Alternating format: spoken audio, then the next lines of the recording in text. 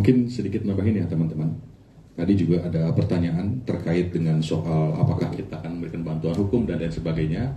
Yang di depan ini semuanya advokat, ya. Jadi kita sebetulnya juga bertindak sebagai pengacara juga, kuasa hukum. Gitu. Jadi poinnya adalah tadi yang disampaikan oleh Bro Roni soal posko pengaduan dan lain sebagainya. Tentu saja itu juga call center ya begitu ya. Itu adalah bagian dari upaya kita untuk menjaga siapapun yang punya informasi, yang punya data-data terkait dengan kecurangan bisa dilaporkan.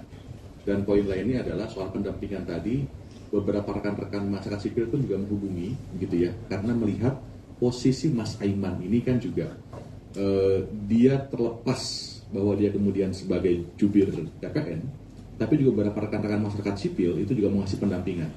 Karena poinnya itu bukan soal bagaimana poin-poin penyampaiannya, tapi lebih kepada orang-orang yang menyampaikan informasi di ruang publik itu juga harus dijaga.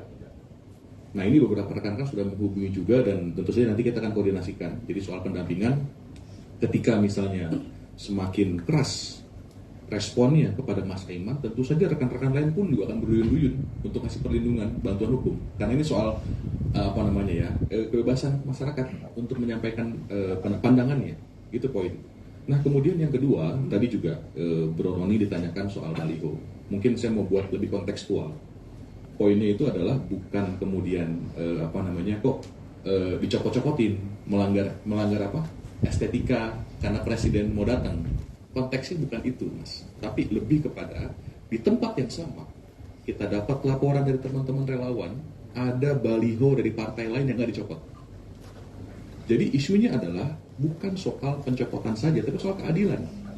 Kalau kemudian itu dianggap baliho-baliho tersebut nggak estetis atau dianggap mengganggu, ya harusnya semua dipukul rata.